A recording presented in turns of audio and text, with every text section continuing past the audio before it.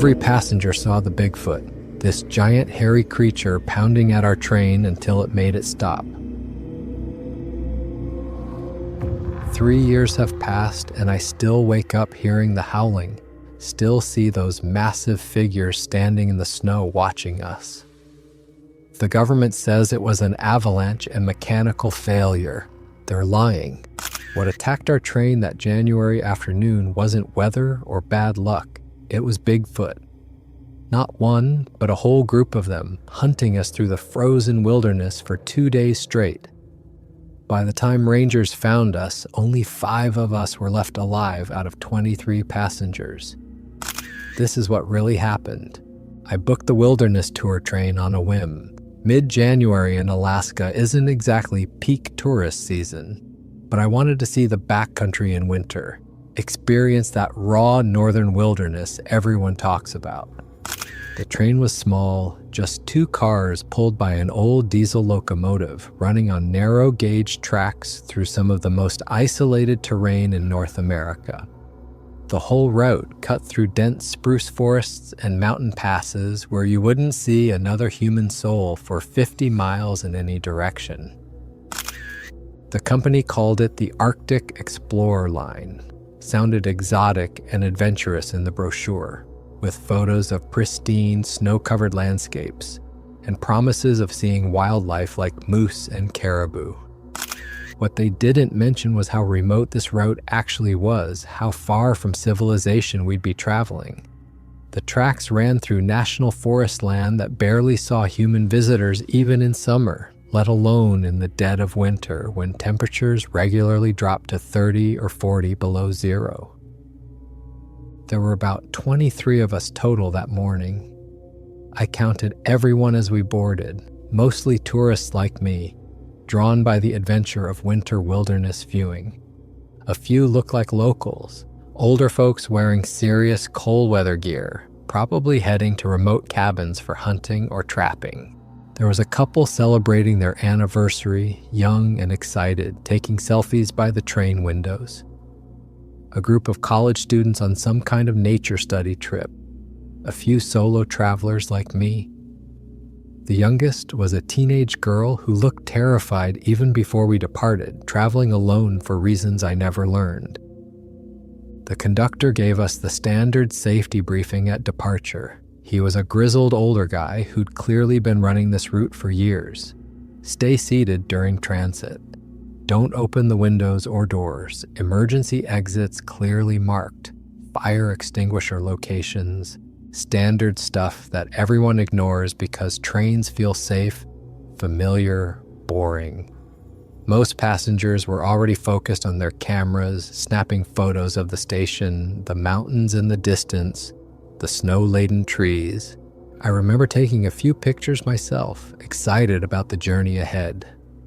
The temperature outside was brutal even by Alaska standards. The conductor mentioned it was 22 below zero when we departed, and that was actually warm for January up here. He joked about how the passengers who'd shown up in regular winter coats would be grateful for the train's heating system. Everyone laughed. Inside the car, it was cozy, almost sleepy warm.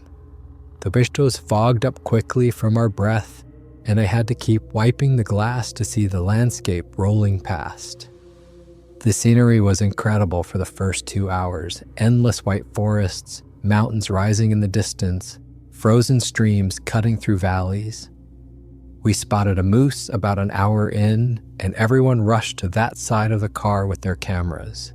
The conductor slowed the train so we could watch it browsing on bare willow branches. It looked up at us briefly, completely unconcerned, then went back to eating.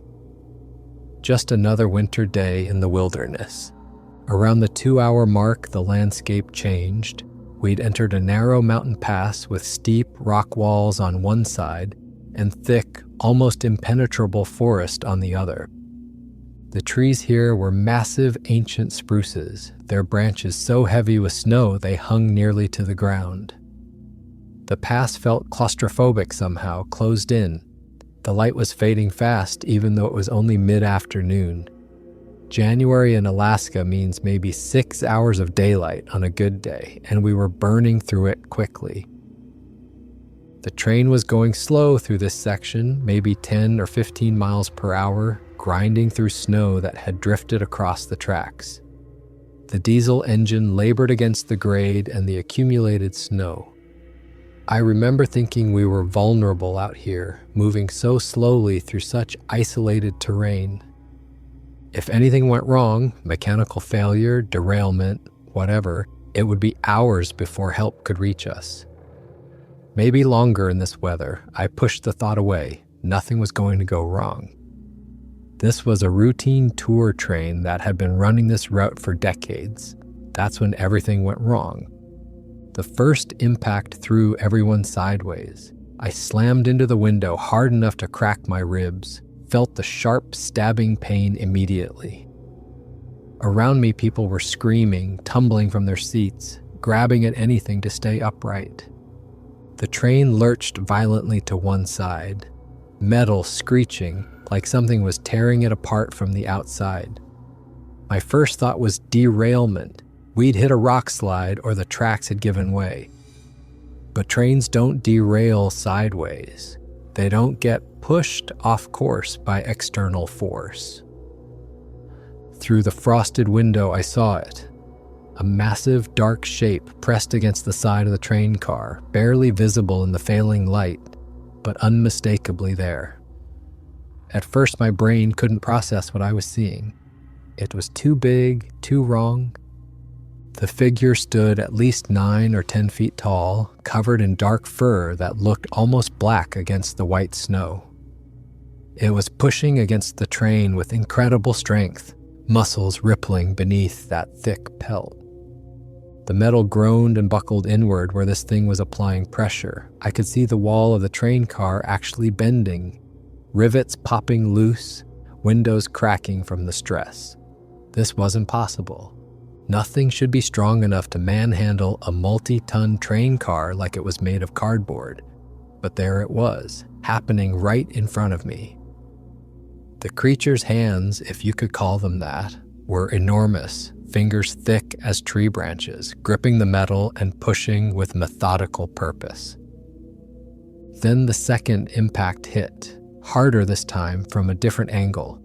The entire train car tilted past 45 degrees, and I was suddenly looking up at the ceiling that was now more like a wall. Passengers tumbled down the sloped floor, screaming, grabbing at seat backs and overhead rails. The lights flickered once, twice, then died completely. Emergency lighting kicked in, those dim red bulbs that barely illuminate anything, casting everything in hellish shadows. In the chaos, I saw real injuries happening. An older man had his arm bent at a wrong angle, clearly broken. A woman's head was bleeding from where she'd cracked it against a window. The college students were tangled together in a pile at the low end of the tilted car, struggling to untangle themselves. Someone was crying, someone else was praying loudly, and underneath it all was that awful sound of metal being stressed beyond its limits. The conductor was trying to use his radio, shouting into it about an emergency, about something attacking the train. His words were getting lost in the chaos, but I caught fragments. Massive animal, multiple contacts, need immediate assistance. Then his radio started cutting out, the signal breaking up. Later, I'd realized the creatures had probably damaged the antenna during their assault. They were smart enough to cut off our communication. That thought should have terrified me more than it did, but I was too focused on immediate survival to think about implications. Through the broken windows, I saw more of them, not just the one that had hit us first. There were 3, maybe 4 of these massive creatures emerging from the tree line. They moved with purpose, with coordination. One positioned itself near the front of the car, another at the back, working together to rock the train further off its wheels. This wasn't random, this was tactical. These things were hunting us. The howling started then, deep, resonant calls that seemed to vibrate in my chest. The Bigfoots were communicating, calling back and forth to each other and to others deeper in the forest. More were responding from the darkness under the trees, their cries echoing off the rock walls of the pass. We were surrounded. The realization hit me like physical blow. We were completely surrounded by these things, miles from help, with a damaged train and failing communication. One of the Bigfoots approached the door. I watched it through the window, my face pressed against the cold glass, unable to look away. The creature was even more massive up close. Its shoulders were impossibly broad, its arms hung past its knees, and when it moved I could see the power in every motion. This wasn't some shambling ape. This thing moved with the grace and purpose of an apex predator. Then it grabbed the door, just reached out with one massive hand and gripped the metal frame. For a moment, nothing happened. The door was solid steel, reinforced, designed to withstand extreme conditions. But then the Bigfoot pulled. The metal shrieked and twisted, rivets shot out like bullets, and the entire door, frame and all, tore away from the train car like it was made of aluminum foil. Freezing air rushed in, dropping the temperature in the car by what felt like 30 degrees in seconds. And with that air came the smell. It hit me like a physical thing, wet fur and something wilder, more primal. A rank, organic stench that made my gorge rise.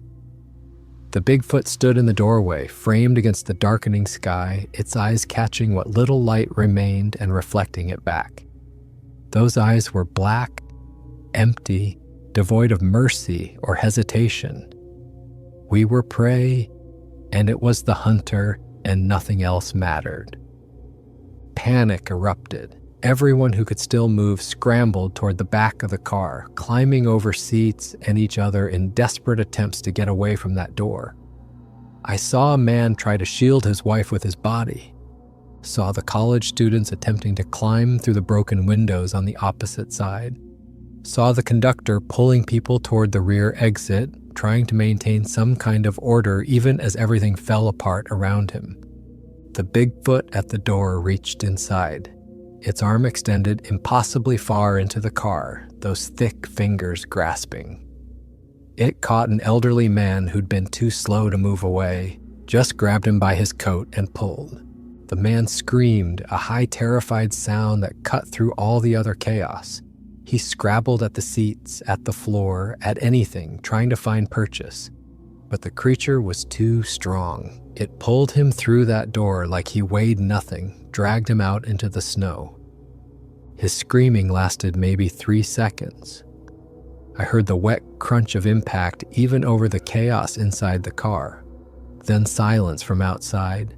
The Bigfoot silhouette disappeared into the darkness, and I absolutely knew that we had to get out of this train or we'd all die the same way. The creatures weren't just attacking, they were methodically extracting us one by one. This was a hunt, and we were being harvested. The window on the opposite side of the car was already cracked from the initial impacts, a spiderweb pattern spreading across the safety glass.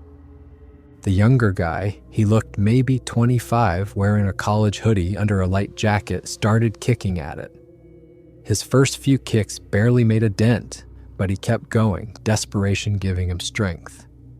A few of us joined in, slamming our feet against the weakened glass. After maybe 5 or 6 combined kicks, the window exploded outward in a shower of fragments.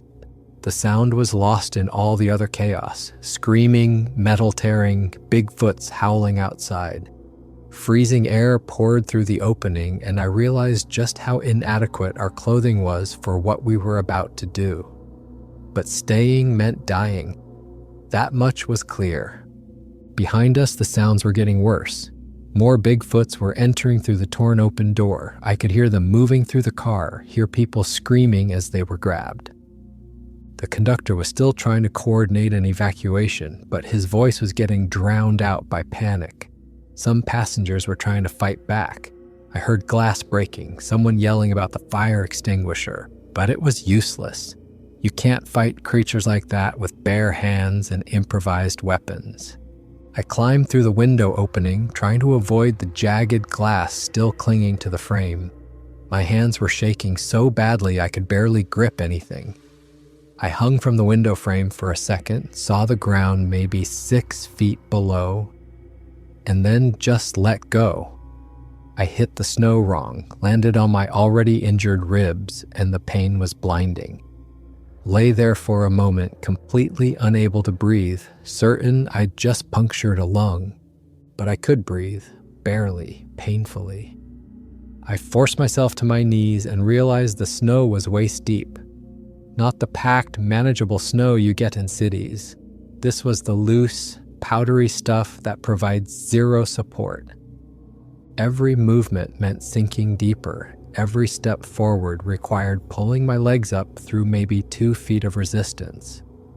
And the cold. God, the cold hit like a physical blow.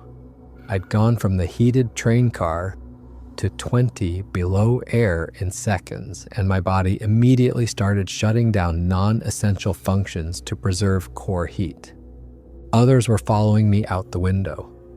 The 2 middle-aged women came through together, helping each other, both of them wearing nothing heavier than fleece jackets.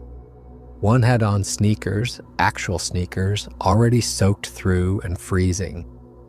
The young guy in the college hoodie, 3 older men, all of them looking gray-faced and terrified. Last was the teenage girl, maybe 16 or 17, traveling alone for reasons I'd never learn. She had better gear than most of us, actual winter boots and a heavy parka, but her face showed she understood how bad this was. 8 of us total, 8 people out of 23 passengers. Behind us, through the destroyed train car, I could still hear screaming. Some passengers had tried to run the other direction toward the locomotive. Others had attempted to hide inside the car. A few were trying to fight. But the Bigfoots were methodical, coordinated. They were extracting people one by one, and the sounds. God, the sounds of what they were doing to them. We ran, or what passed for running in waist-deep snow with inadequate clothing and various injuries. It was more like frantic wading, everyone floundering forward through the powder, arms windmilling for balance. The forest was maybe 50 yards away, but it felt like miles. My legs were already burning from the effort, my lungs on fire from gasping the frigid air. Each breath sent daggers of pain through my cracked ribs. I made the mistake of looking back once, just once. The train car was completely on its side now, the metal torn open like a can. Bigfoots were everywhere. At least 6 of them that I could see, maybe more in the shadows. They were dragging people out of the wreckage. Some passengers had tried to flee in different directions, and I watched Bigfoots run them down. The creatures moved through the snow like it wasn't even there, their massive legs pumping, covering ground impossibly fast. One man, I think it was the conductor, had made it maybe 20 yards from the train before a Bigfoot caught him. The creature didn't kill him immediately. It grabbed him, lifted him completely off the ground, and I watched the conductor's legs kicking uselessly in the air before the Bigfoot slammed him down into the snow. The impact was so hard I felt it through the ground. The conductor didn't get up, didn't move, just a dark shape on the white snow. That's when the howling intensified. The Bigfoots were calling to each other, their deep, resonant cries echoing off the rock walls. And from deeper in the forest, more were answering, many more.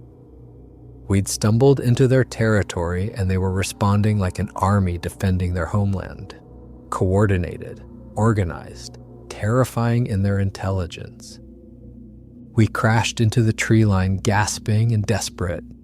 The forest was dense with ancient spruce and pine. Their lower branches hung with snow that dumped on us as we pushed through.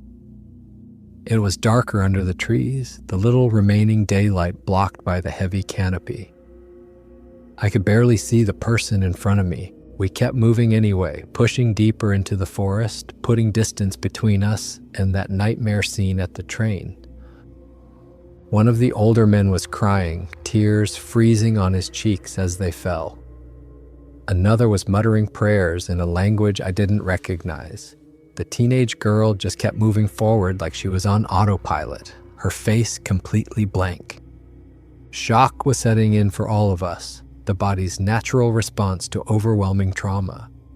We were running on pure adrenaline and survival instinct, our higher brain functions shutting down to preserve what little mental capacity we had left for staying alive. By the time we finally stopped, full darkness had fallen. Not the darkness you get in cities with their light pollution and street lamps. True wilderness darkness, where you literally cannot see your hand in front of your face. We'd traveled maybe a quarter mile from the train, pushing through forests so thick we were constantly fighting branches and deadfall. Everyone collapsed where they stood, too exhausted to take another step. I lay in the snow trying to catch my breath, every inhalation sending fresh waves of agony through my broken ribs. Around me, I could hear others gasping, sobbing, making small, pained sounds. The cold was already doing serious damage. My hands were numb, fingers stiff, and clumsy when I tried to move them. My feet were soaked through, my sneakers offered zero insulation, and I couldn't feel my toes anymore. That was bad, really bad. Frostbite was probably already setting in. By the time we stopped moving, it was fully dark, not city dark, wilderness dark, where you can't see your hand in front of your face. We'd stumbled into a small ravine with rocky overhangs that offered some shelter from the wind. Everyone collapsed immediately, gasping for air, shivering violently. My hands were already numb, fingers stiff and clumsy. I could feel my toes going the same way inside my soaked sneakers. One of the older men was in bad shape. He'd been near the door when the train got hit and had a deep gash across his forehead that wouldn't stop bleeding. He kept drifting in and out of consciousness, mumbling things that didn't make sense. We tried to stop the bleeding with someone's scarf, but without proper supplies, there wasn't much we could do.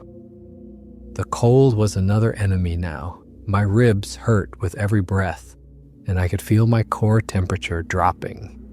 We huddled together under the overhang, sharing what little body heat we had left. That's when we heard the footsteps, heavy, crunching through the snow, getting closer. Everyone went silent instantly, barely breathing. I could hear my own heartbeat pounding in my ears. The footsteps came right up to our hiding spot, so close I could hear the creatures breathing, deep and steady, not labored at all despite the cold and terrain. Through a gap in the rocks, I saw it pass by. The Bigfoot was maybe 20 feet away, moving slowly, deliberately. It stopped right at the edge of our ravine, and I swear it turned its head toward us. Just stood there for what felt like forever, completely still. My lungs were burning from holding my breath, but I didn't dare move. Then it sniffed the air, a long, deep inhalation, and continued walking past us. The footsteps faded, but we stayed frozen for at least an hour afterward, too terrified to move. The injured man died sometime around midnight. His breathing had been getting worse all evening, more and more labored, until finally it just stopped.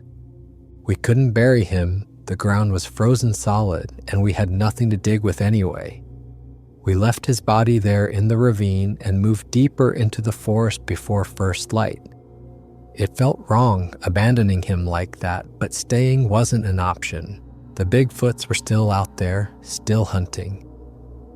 Morning came late. The sun didn't rise until after 9, and even then it was weak, barely cutting through the heavy gray clouds. We were all in bad shape. My fingers and toes had no feeling left. My face felt like leather, and every breath sent sharp pains through my damaged ribs. The others looked just as bad. Pale skin, blue lips, that glassy-eyed stare people get when hypothermia really sets in. We tried to figure out which direction might lead to civilization. None of us had phones at work, no signal this far out, and most had been damaged in the attack anyway. No map, no compass, no supplies. We picked what we hoped was south and started walking.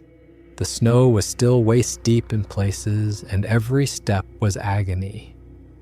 My legs felt like lead weights, my lungs burned from the cold air, and the hunger was starting to gnaw at my stomach.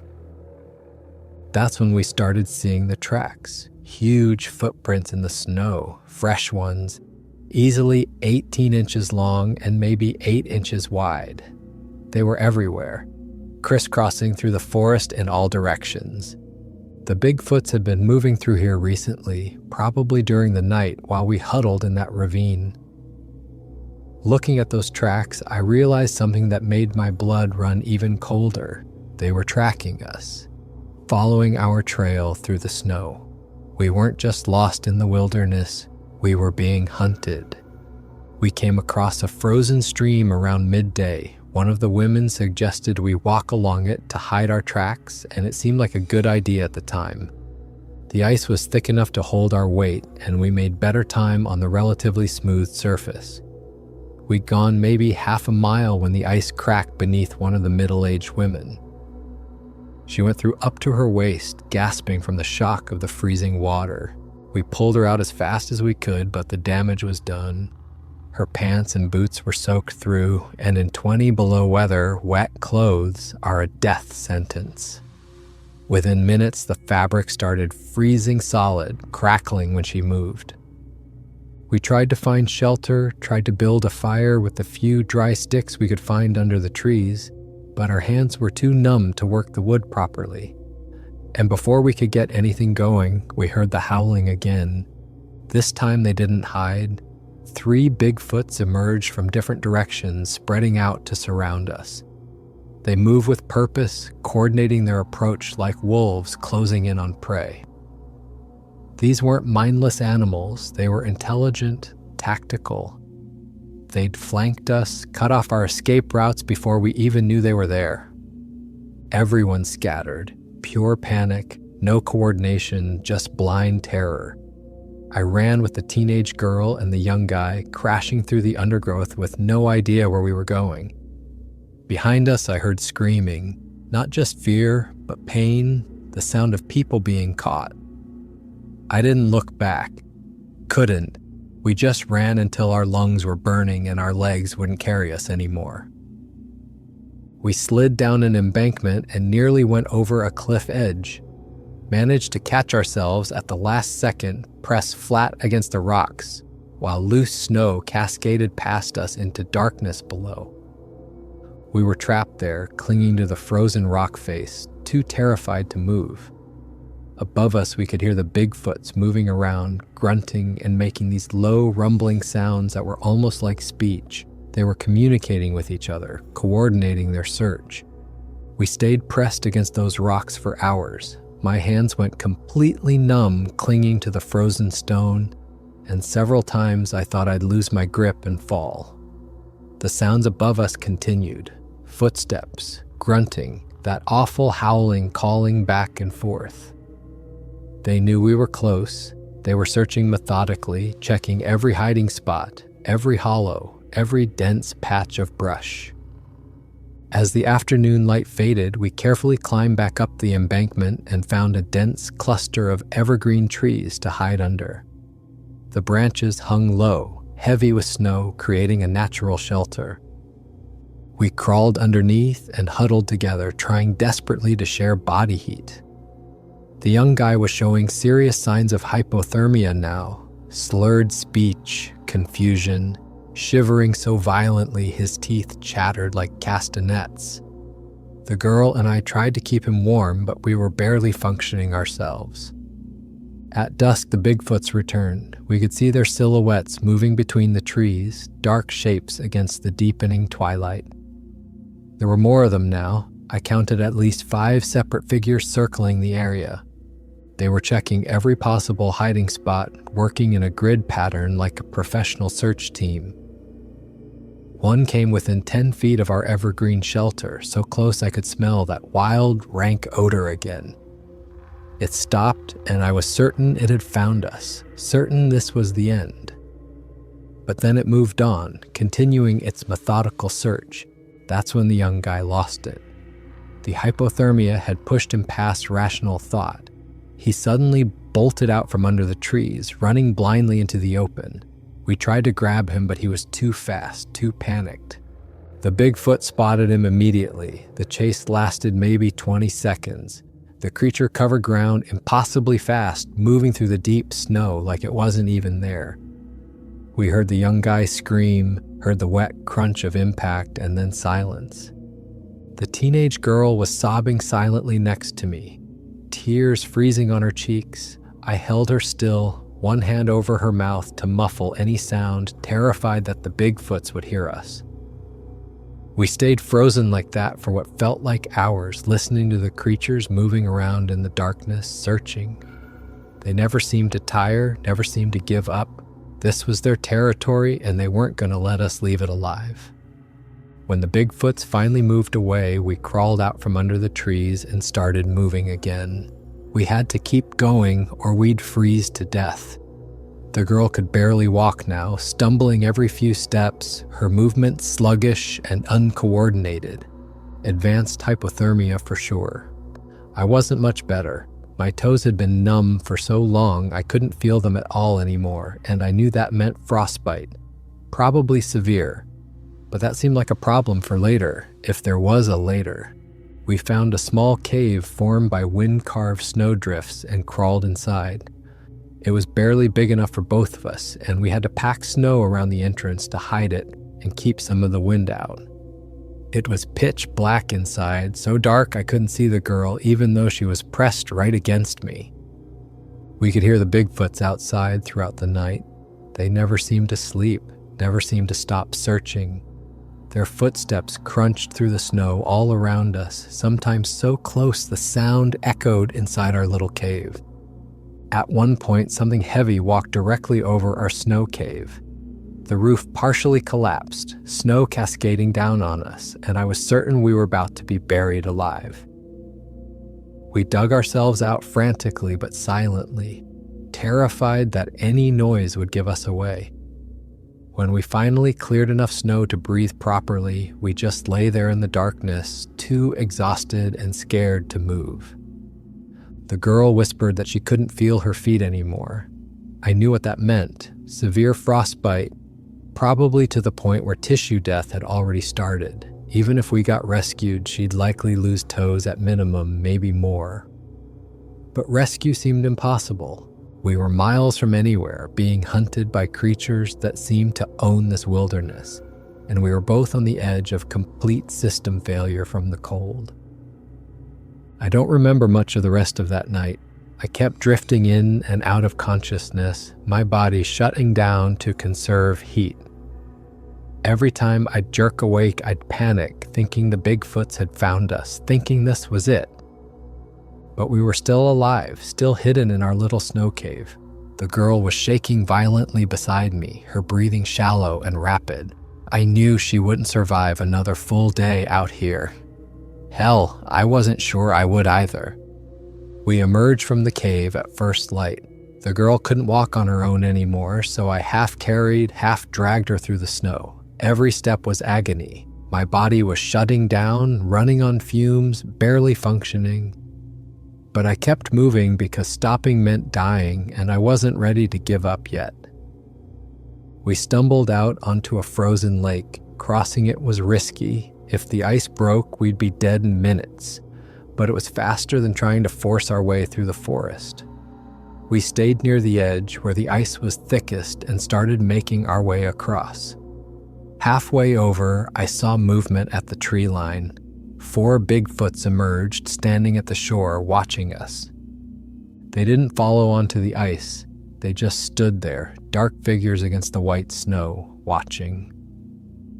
I realized they were cautious of the ice, probably knew it might not hold their massive weight, but they weren't giving up. As we reached the far shore, they started howling, long, carrying calls that echoed across the frozen landscape. They were calling to the others, letting them know where we were. We collapsed on the far shore, both of us completely spent.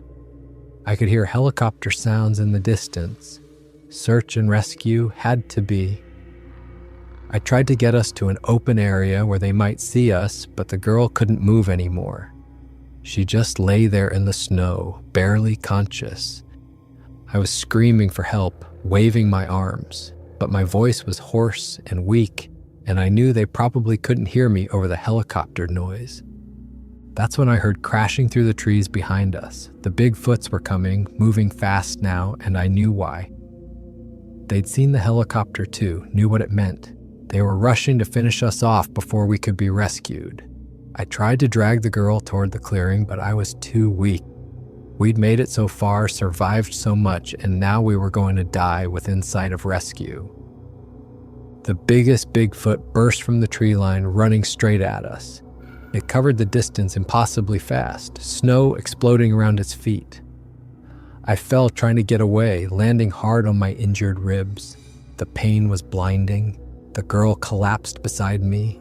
The creature was maybe 30 feet away when the gunshots rang out.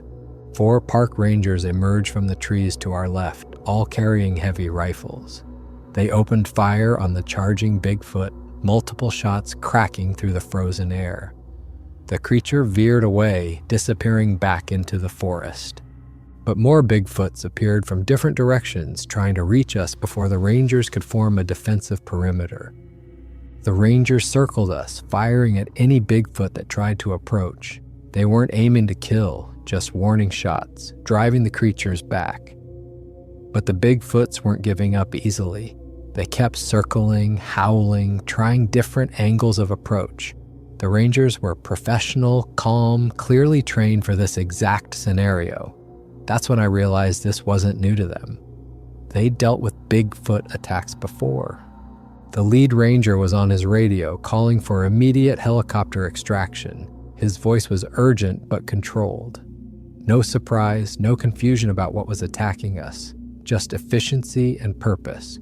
More shots as Bigfoots attempted to rush our position from different sides. The rangers held them back, but just barely. There were at least 6 of the creatures now, maybe more in the trees, all coordinating their assault. The helicopter appeared within minutes. It had been close, clearly already searching the area. As it descended into the clearing, the Bigfoots made one final push. They charged from multiple directions simultaneously, forcing the rangers to fire rapidly to keep them back. The helicopter touched down and the side door flew open. 2 more rangers jumped out, adding their firepower to the defensive circle. They grabbed the girl first, hauling her into the helicopter. Then they came for me. I couldn't walk anymore, my legs completely useless. They lifted me bodily and threw me into the aircraft. The rangers backed toward the helicopter, still firing, keeping the Bigfoots at bay. As we lifted off, I looked down through the open door. At least 6 Bigfoot stood in the clearing below, watching us leave. They weren't running away or hiding. They just stood there in the snow, dark, massive figures against the white landscape, watching the helicopter climb into the gray sky. The image is burned into my memory. Those creatures standing perfectly still, intelligent and aware, knowing they'd been denied their prey but not seeming afraid of the humans or the helicopter or the guns. Just watching. They rushed us to a hospital in Anchorage. I had severe hypothermia, frostbite on 8 toes and 3 fingers, broken ribs, and early stages of pneumonia. The girl was worse. She lost 7 toes and part of her left foot to frostbite. They kept us in the hospital for 3 days in separate wings with guards posted outside our rooms. Not hospital security either, federal agents. The agents came to interview me within 24 hours. 2 men in dark suits, very professional, very thorough. They asked detailed questions about everything I'd seen, how many Bigfoots, what they looked like, how they behaved, what the rangers had said and done. They took notes constantly but never seemed surprised by anything I told them. It was like they were confirming information they already had, not discovering something new. They told me 5 people had survived the train attack out of 23 passengers. 5. The rest were gone, either killed in the initial attack or lost in the wilderness. The agents were very interested in who I'd been with, who had died, what had happened to them. They asked me to describe the attacks, the hunting behavior, everything. Then they asked me not to talk to the media. It wasn't a request. They made it very clear that discussing what really happened would be problematic for me. They used words like national security and public panic and suggested that people might think I was crazy if I started talking about Bigfoot attacks. They said the official story was already being prepared and that all survivors would be expected to stick to it. The official report came out a week later: train derailment caused by avalanche and mechanical failure. Passengers became separated in confusion following the accident, died from exposure and injuries. Wildlife attacks, specifically bears, accounted for some of the more severe injuries. No mention of Bigfoot anywhere. No mention of coordinated hunting or intelligent behavior, or the fact that rangers had shown up with heavy rifles already knowing what they'd be facing. I tried to contact a local reporter when I got out of the hospital. Within an hour, federal agents showed up at my hotel room with a very generous insurance settlement and a non-disclosure agreement. They strongly encouraged me to take the money and stay quiet. When I hesitated, they mentioned that the other survivors had all signed already, that I was the last holdout. They made it clear that going public would not only be financially problematic, but might also raise questions about my mental state. Maybe I'd need to be evaluated. Maybe I'd need to spend time in a facility where I could be properly assessed. I signed. What else could I do? The train company quietly shut down that route, citing unstable terrain and safety concerns. The area where the attack happened became restricted. Official reason was geological instability, risk of avalanches. The 4 rangers who'd rescued us were transferred to different posts scattered across the country within a month. The lead ranger I tried to contact refused to speak to me, said he couldn't discuss active investigations. But I've been watching the news. Train accidents in remote areas where all the passengers died and the wreckage was cleared before independent investigators could examine it. Hiking groups that disappeared without a trace in national parks. Hunters who went missing in supposedly safe wilderness areas. The official explanations are always the same: accidents, exposure, bear attacks, never Bigfoot, never coordinated hunting by intelligent creatures. The government has been covering this up for years, maybe decades. I still have nightmares. Still wake up hearing that howling, seeing those massive figures moving through the snow. I lost 3 toes on my left foot and 2 on my right. Can't feel my pinky finger anymore. Small prices to pay for surviving, I guess. The teenage girl. We're not allowed to contact each other per the NDA, but I heard through back channels that she's doing okay. Learning to walk again with her prosthetic foot. The other 3 survivors scattered to different parts of the country. I don't know their names, never will. I decided to share the story anyway, despite the NDA, despite the threats. 3 years is long enough to stay silent. People need to know what's out there in the wilderness. The government knows about Bigfoot, knows they're real, knows they hunt humans. Rangers are trained to deal with them, equipped with heavy weapons, ready to respond when attacks happen. And the whole thing gets buried under official explanations and paperwork and threats. So believe me or don't. Call me crazy if you want, but I know what attacked that train. I know what hunted us through the frozen wilderness for 2 days. I know what I saw standing in the snow watching our helicopter fly away. There are Bigfoots in the Alaska wilderness. They're intelligent, territorial, and deadly, and there's a government that will do absolutely anything to keep that secret buried. That image still haunts me. 6 massive Bigfoots standing in the clearing, watching us leave, completely unafraid. They're still out there, still hunting. And the next time you hear about a train derailment in Alaska, or hikers who disappeared without a trace, or hunters who never came home, maybe you'll remember the story. Maybe you'll wonder what really happened. Because the official explanation is always a lie. Lucky. That word bothered me for a long time. 18 people died on that train or in the wilderness afterward. 18 people who were just taking a scenic tour, looking forward to seeing some moose and taking pictures of mountains. They weren't prepared for what happened, neither was I, but I survived and they didn't. And the word lucky feels like an insult to their memory. The mental recovery has been harder. The nightmares come in waves. Sometimes I'll go weeks feeling almost normal. Then something will trigger the memories and I'm right back there in the snow, hearing that howling, feeling the cold eating into my bones. Loud noises make me jump. I can't go camping anymore, can't even walk in dense woods without my heart racing. Winter is the worst. Every time it snows, I'm back on that train, watching the Bigfoots emerge from the tree line. I tried therapy, but I couldn't tell the therapist what really happened.